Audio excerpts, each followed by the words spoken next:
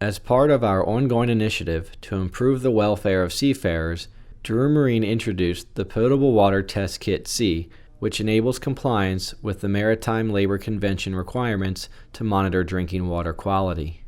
To further improve crew welfare and enable compliance with accommodation cleanliness demands outlined in the convention, we recently launched the Drew Marine Crew Care Accommodation Cleaning Program. For more information on the Crew Care program, contact your Drew Marine representative. Additional information can also be found in the PDF version of the Crew Care brochure found on this CD. The Drew Marine Potable Water Test Kit C contains tests and equipment to monitor pH, chlorine, and total coliforms and E. coli in potable water. The Drew Marine Potable Water Test Kit C, if used regularly on board, provides standard surveillance methods to verify sound water management on board. Drew Marine recommends the vessel's flag administration requirements to monitor drinking water, according to the Maritime Labor Convention regulations, be ascertained before the vessel's water management plan for potable water is developed. The Drew Marine videos for coliform and E. coli, pH, and free and total chlorine supplement the written instructions found in the Drew Marine Potable Water Test Kit C. The videos are meant to be used for training purposes and as part of the vessel's potable water management plan. Safety information. Read the test kit MSDS before performing this test. Always wear UV safety goggles when using the UV pocket lamp. When chlorine is used as a disinfectant, it is important to determine if the sample contains a chlorine residual. Use the chlorine ampule test kit and procedure found therein. It is also important to monitor pH for overall water quality. Drew Marine recommends a pH range of 6.8 to 7.4 when chlorine is used to disinfect. To monitor pH level, use the pH tester 30.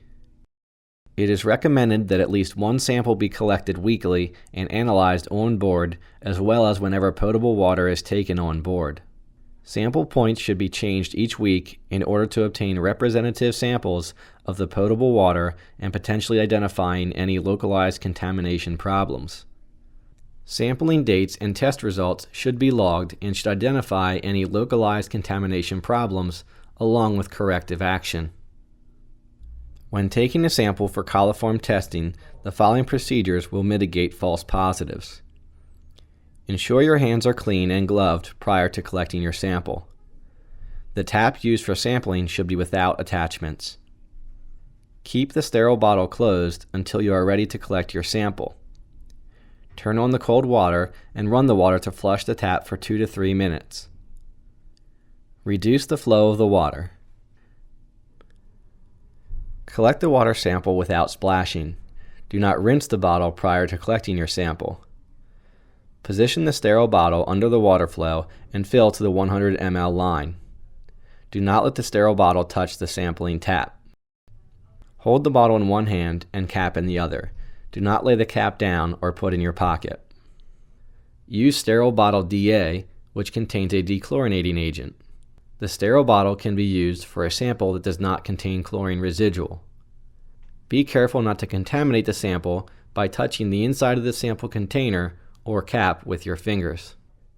Open a Ready Cult Coliform's 100 snap pack by tapping to ensure the granules are at the bottom of the snap pack. Bend the upper part of the snap pack back until it breaks open. Add the snap pack's contents to the sample.